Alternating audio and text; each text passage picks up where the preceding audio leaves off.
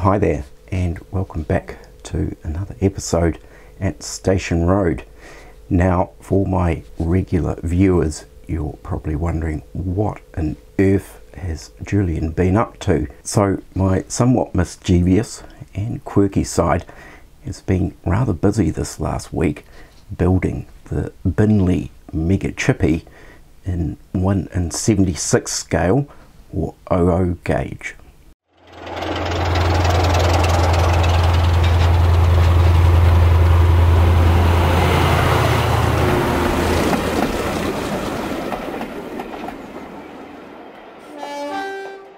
So as an explanation as to why I have built a scale model of the Binley Mega Chippy shop, I guess it falls in line with some of the other curious things that I've done on the Station Road layout. And for example, the body discovery beside the railway tracks in the cutting was one example, and then also in the churchyard where a coffin was exhumed to discover it was actually empty. Now, for a lot of you, you'll be wondering how on earth will this fit into the Station Road layout. Now, I haven't actually decided that yet. It will probably go in the extension that hasn't actually been completed yet. But the other aspect too is I'm pretty sure that the Binley Mega Chippy shop is actually quite modern. So whether or not that fits into my era is another question. So with all the hype that's gone on in the UK with the Binley Mega Chippy shop and the fact that people have travelled far and wide to come and visit the store, take their photo or video and post that on social media, I sort of felt a little bit left out, and I thought, well, there's not much chance of me travelling several thousand miles to get to the Binley Mega Chippy shop, so I thought, why not just build one myself?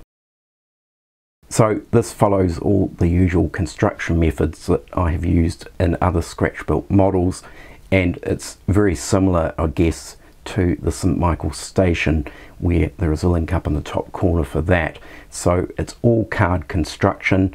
There is clear plastic windows with the vinyl cut window frames.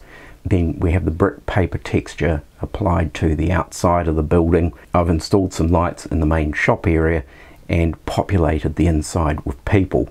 And it's a little bit hard to tell in this footage, but I've also illuminated the menu board that's up on the back wall behind the counter.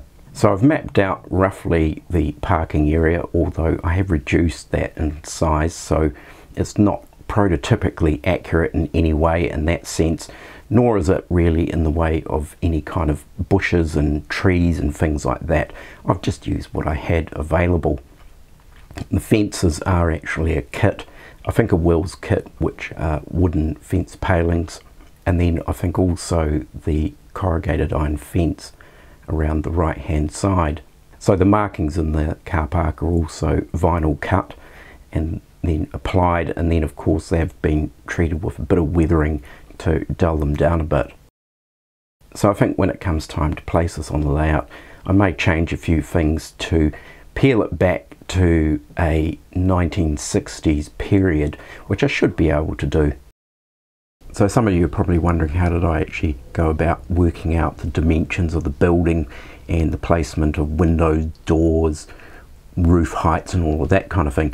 Now, it's all approximate. There's nothing really super accurate about it, but because of all the coverage of the Binley Mega Chippy shop, there is an absolute wealth of photographs and video footage of the building, and that gave me plenty of opportunities to work out dimensions.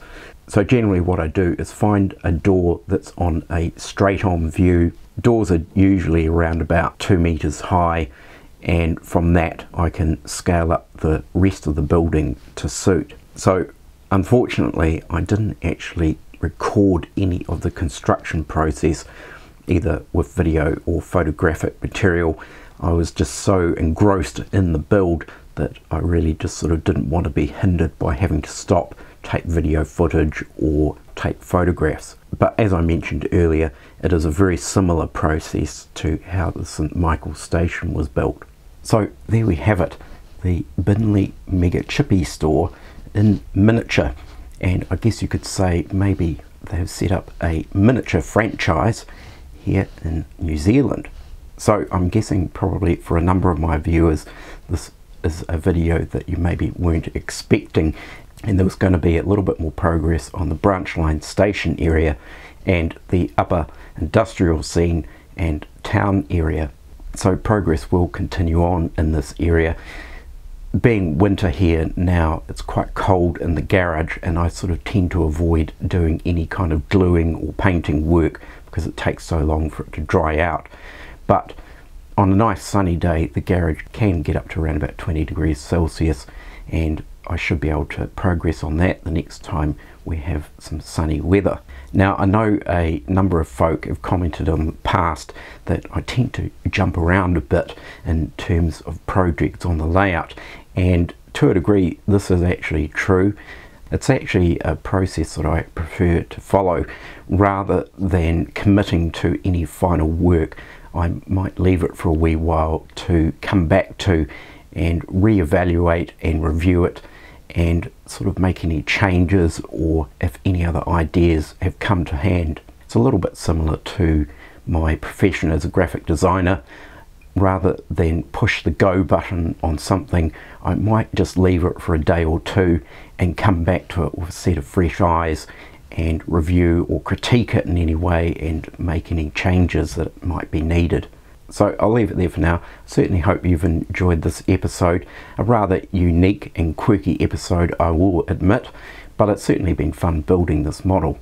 And who knows, maybe it might inspire those who are potentially considering getting into railway modelling that this is really the kind of fun things you can actually get up to.